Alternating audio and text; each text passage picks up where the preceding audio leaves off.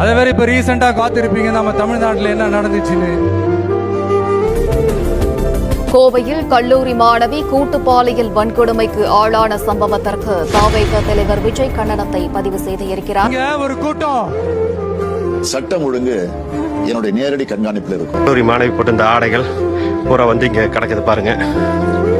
இதை கிடக்குது இந்த கல்லூரி மாணவி போட்டு இந்த ஆடை. எக்ஸாம் எழுதின உடனே ரிசல்ட் வர்ற மாதிரி நல்ல ரிசல்ட் கொடுக்கிற திட்டங்களை தீட்டணும், அது முறையா அமல்படுத்தணும், அது போய் மக்கள் கிட்ட போய் சேரணும். போய் சேர்ந்துச்சான்னு பார்த்துக்கிட்டே இருக்கணும். சோறு சாப்பிட்டாதாங்க பசியாரும், சோறுன்ற வார்த்தையை சொல்றதெல்லாம் பசியாராது. அண்ணா பல்கலைக்கழக மாணவிக்கு நேர்ந்த கொடுமையே இன்னும் ஆறவில்லை. அதற்குள் கோவையில் கூட்டு பாலியல் கொடுமையா என்று விஜய் கேள்வி எழுப்பியிருக்கிறார். முகமடி போட்ட கரப்ஷன் கபடதாரிகள் தான் இப்ப நம்ம கூடவே இருந்துகிட்டு இப்போ இங்க நம்மள ஆண்டுகிட்டு இருக்காங்க. ஏன் முக்கியமா ரொம்ப கவனம் செலுத்த வேண்டியது பெண்களுக்கும் குழந்தைகளுக்கும் வயசான பெரியவங்களுக்குமான பாதுகாப்புல தான். மக்கள் விரோத ஆட்சியை திராவிட மாடல் ஆட்சின்னு சொல்லி மக்களையே ஏமாத்துறீங்க.